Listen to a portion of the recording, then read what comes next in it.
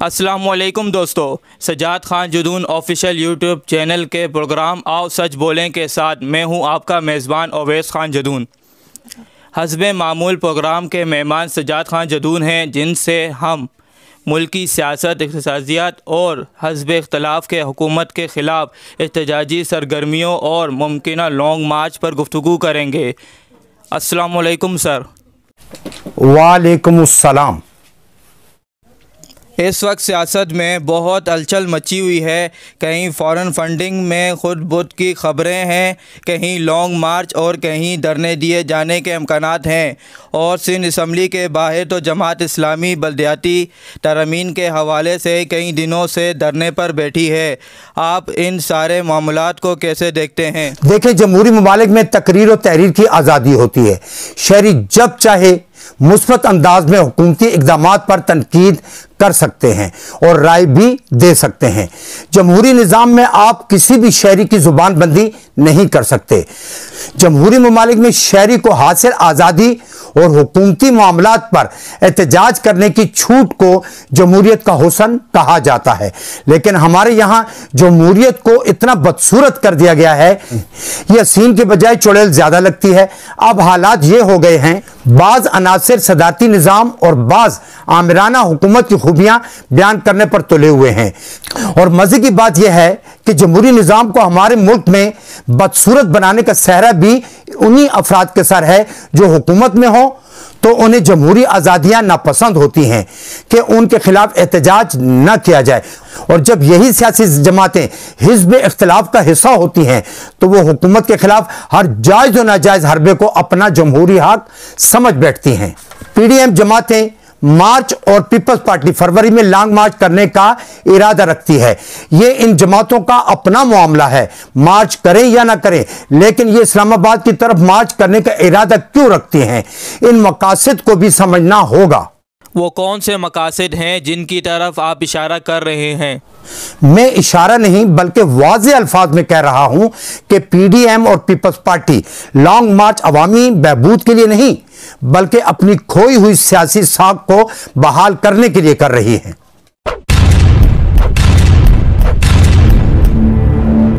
दूसरा, करप्शन मुकदमात पर रिलीफ हासिल करने और इमरान खान से बदला लेने के लिए कर रही हैं, क्योंकि दोनों बड़ी सियासी जमातों समेत JUI का मौक़िफ़ भी यह है कि इमरान खान अपोजिशन के रहनुमाओं पर मुकदमात कायम करके उनसे सियासी इंतकाम ले रहे हैं।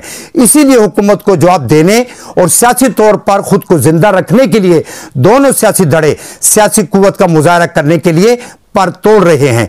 इस सारे अमल में अवामी मुफाद कहाँ है? तकरीबन 3.5 साल से ओपोजिशन और हुकूमत के दरमियान इक़्तिदार की महाज आराई चल रही है।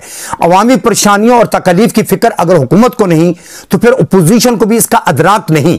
तमाम ओपोजिशन जमातें अपने ऊपर कायम मुकदमात पर रोना धोना कर रही हैं, बाकी अवामी मसाइल उनकी तरजीह कभी रहे ही नहीं हैं।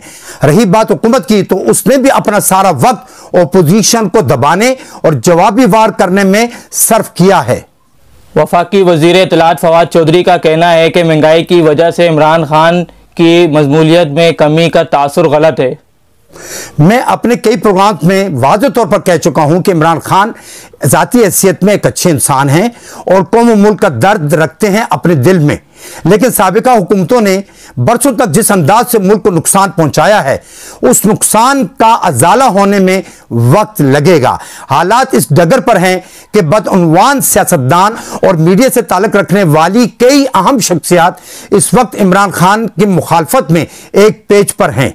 मुल्क को अपनी असल शक्ल में लाने पर बहुत सी रुकावटें हैं, लेकिन यह काम नामुमकिन नहीं है। रही बात फवाद चौधरी की तो मैं उनसे इत्तफाक नहीं करता। अवाम की माली हालत बहुत कमजोर है और महंगाई में इजाफा है कि कहीं रुकने का नाम ही नहीं ले रहा। अवाम हर तरह की महंगाई के गर्दाब में फंस कर रह गए हैं। जिंदा रहने के लिए आटा, घी, तेल, दालें, सब्जियां तक इतनी महंगी हो गई हैं कि आवाम खुदकुशियों पर मजबूर होकर रह गए हैं। इमरान खान हुकूमत अगर नाकाम हुई या कहलाई तो इस महंगाई के हाथों ही कहलाएगी। फवाद चौधरी अपना मुवाजना आवाम से मत करें। वो वजीर हैं और खासे खुशहाल भी। एक मजदूर किस तरह 18,000 में गुजारा करता है उन्हें क्या मालूम। वो इस तरह की बातें करके महंगाई के सताए लोगों के जख्मों पर नमक पाशी कर रहे हैं। साबिक जज गिलगित बल्तिस्तान राना शमीम पर फर्द जुर्म लगा दी गई है कि जबकि साफियों पर नहीं। आपके ख्याल में फर्द जुर्म के बाद क्या होगा? देखें, राना शमीम एक रिटायर्ड जज हैं। उन्होंने अपने साबका ओहदे या जिम्मेदारी का नाजायज फायदा उठाने की कोशिश की है और इस कोशिश में वो तौहीन अदालत भी कर बैठे हैं और उन्हें इस बात का भी एहसास होना चाहिए कि जब इल्जाम लगता है तो उसे साबित भी किया जाता है। राना शमीम ने आइंदा अदवार में नवाजे जाने की उम्मीद पर नोटरी ड्रामा खेल तो लिया है, लेकिन वो इसमें बुरी तरह फंस गए हैं। अब जो मुकदमा आगे बढ़ेगा, राना शमीम समेत कई चेहरे एक्सपोज होंगे। रही बात साफियों पर फर्द जुर्म की, तो उसे मौखर किया गया है क्योंकि साफियों तक ये बात पहुंची है तो उन्होंने उसे शाया कर दिया है, लेकिन ऐसा नहीं होना चाहिए था। साफी तंजीमों ने अदालत के सामने अपनी नादानिस्ता गलती को तस्लीम किया है और इस बात को यकीनी बनाया है कि आइंदा ऐसी सूरत हाल पैदा नहीं होगी। क्या आपको लगता है जमायत इस्लामी कराची लोकल गवर्नमेंट कानून के खिलाफ धरना कामयाबी से हमकिनार होगा, क्योंकि सिंध हुकूमत मुज़ाकरात के लिए संजीदा नजर नहीं आ रही?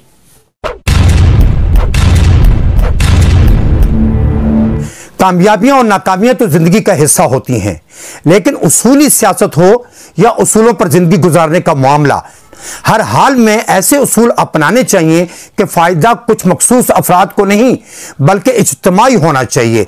यही बात या नुक्ता है कि जमायत इस्लामी कराची के हुकूक के लिए 23 दिन से सख्त मौसमी हालात के बावजूद सिंध असेंबली के बाहर धरना दिए बैठी है। जमायत इस्लामी के अलावा तहरीक इंसाफ, मुत्तहिदा कौमी मूवमेंट, मुहाजिर कौमी मूवमेंट, पाक सरजमीन पार्टी और दीगर को भी सिंध असेंबली से पास मुतनाज़ बिल पर एतराज़ात हैं, लेकिन अब तक किसी ने जुर्रत नहीं की, जबकि आफाक अहमद जलसे करते फिर रहे हैं और दूसरी कौमों के खिलाफ, खुसूसन पठानों के खिलाफ मुहाजिरों को उकसाने की मजमूम कोशिश भी कर रहे हैं, लेकिन मुतनाज़ बिल के खिलाफ बाहर नहीं निकल रहे। तो इस मौका पर जमायत इस्लामी का धरना गनीमत है। रही बात सिंध हुकूमत के मुज़ाकरात की, तो वो मुज़ाकरात न करके अपने पांव पर कुल्हाड़ी मार रहे हैं। पीपल्स पार्टी सिंध में जारी तनाज़ात का हल निकालने में नाकाम है, लेकिन खुद वफाकी हुकूमत के खिलाफ लॉन्ग मार्च का सोच रही है। अगर अवाम थोड़ा सा शऊर बेदार करके सोचें तो उन्हें मुल्क में जारी तमाम मसाइल और उनके पस पर्दा जिम्मेदारान का तयन करना आसान हो जाएगा। अवाम को सियासी वाबस्तगियों से बालातर होकर अपने लिए, आइंदा नस्लों के शानदार मुस्तकबिल के लिए और वतन की सलामती और तरक्की के लिए खुले दिल और दिमाग से सोचना होगा। मुल्क का दुश्मन सिर्फ बैरूनी ही नहीं होता, कुछ दुश्मन अंदरूनी भी हुआ करते हैं। उन्हें पहचानने की अशद जरूरत है और अंदरूनी दुश्मन ही बैरूनी दुश्मन से ज्यादा सख्त और तकलीफ देह होता है। आज वतन अजीज पर यह दिन आ गए हैं कि हर सियासी जमात अपनी गर्ज के लिए जिद्दोजहद कर रही है। मुल्क और कौम की किसी को फिक्र नहीं है और जो चंद सियासी या मजहबी जमातें वाकईतन मुल्क और अवाम का सोचती हैं, उनको जबरदस्त मुजाहमत का सामना करना पड़ रहा है। मुल्क कौन लूट कर खा गया और कौन उसे संवारने की फिक्र कर रहा है, यह सामने आना बहुत जरूरी है और यह उस वक्त ही आया होगा जब अवाम गफलत की नींद से बेदार हो जाएंगे। मुल्क में खुसूसन कराची में कोरोना केसेस में इजाफा हो रहा है। आप आवाम को क्या मशवरा या नसीहत करेंगे? देखें, कोरोना एक वबा है जिससे सिर्फ हम नहीं बल्कि सारी दुनिया ही लड़ रही है। इससे बचाव की सिर्फ एक ही शर्त है और वो है एहतियात। कुछ अरसा कबल 0.74% शरह थी कोरोना की मुल्क भर में, अब 13% से बढ़ गई है। कराची में सबसे ज्यादा 45, इस्लामाबाद में 19%, लाहौर में 18 और हैदराबाद में 17% है।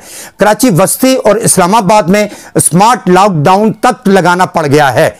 कोरोना की नई लहर से 1112 बच्चे मुतासिर हुए हैं, जिनमें से 159 बच्चे चल बसे हैं और शरह अमवात इस वक्त 14% से ज्यादा हो गई है।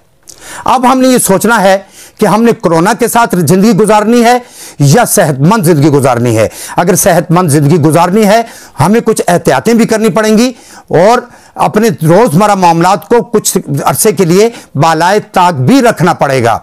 अल्लाह ताला पाकिस्तान की हिफाजत करे और सियासी मामलात भी दुरुस्त हो जाएं और सेहत के मामलात भी दुरुस्त हो जाएं और अल्लाह ताला करे कि पाकिस्तान मजीद तरक्कियां और कामयाबियां समेटे।